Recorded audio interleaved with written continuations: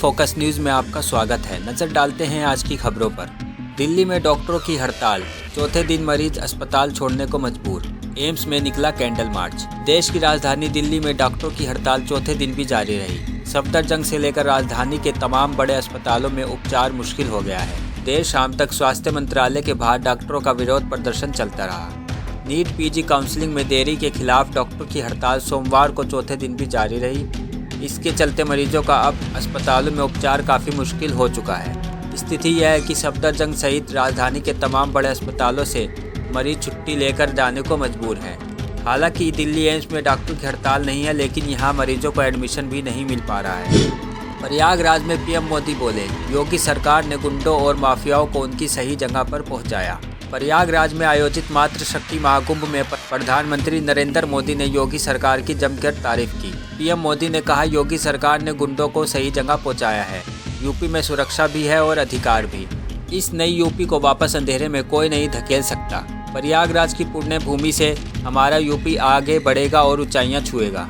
उन्होंने कहा कि डबल इंजन की सरकार बेटियों के भविष्य को सशक्त करने का कार्य कर रही है।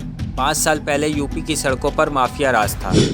जया बच्चन का बीजेपी पर नया हमला। जैसे किसानों से माफ़ी मांगी है, सांसदों से भी मांगेंगे। समाजवादी पार्टी की राज्यसभा सांसद जया बच्चन ने एक बार फिर केंद्र की सत्तारूढ़ बीजेपी सरकार पर हमला बोला है और कहा है कि जिस तरह इन लोगों ने किसानों से माफ़ी मांगी है, उसी तरह से ये सांसदों से भी माफ़ी मांगेंगे। बच्चन ने कहा कि जिस तरह से सरकार काम कर रही है वह निंदनीय है। उन्होंने कहा, हमारे सांसद बैठे हैं, उनका निलंबन वापस नहीं हो रहा, यह न्याय नहीं है।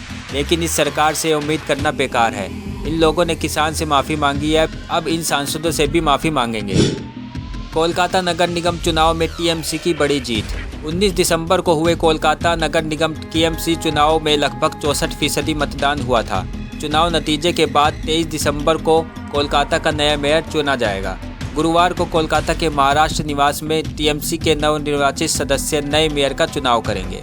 कोलकाता नगर निगम चुनाव में ममता बनर्जी की पार्टी तृणमूल कांग्रेस को बड़ी जीत मिली है। 144 वार्ड में से 132 पर टीएमसी जीत चुकी है। वहीं विधानसभा चुनाव में प्रमुख विपक्षी पार्टी बनकर उभरी भाजपा तीसरे नंबर पर खिसकती दिख रही है। अब तक रुझानों में उसे केवल 3 वार्ड में बढ़त मिली है। 4 सीटों पर बढ़त के साथ लेफ्ट दूसरे नंबर पर चल रहा है। कामयाबी। ओमिक्रॉन संक्रमण की जांच के लिए आईसीएमआर ने तैयार की विशेष किट। वैज्ञानिकों ने किया दावा। संस्थान के इस किट के विकास तथा व्यवसायीकरण के लिए in vitro diagnostic IVD kit निर्माताओं से अभिरुचि पत्र आमंत्रित किया है। यह नई तकनीक पर आधारित एक आरटीपीसीआर किट है। वैज्ञानिकों का मानना है कि इस किट के माध्यम से बिना जीनोम सीक्वेंसिंग के भी संक्रमण की पहचान की जा सकेगी।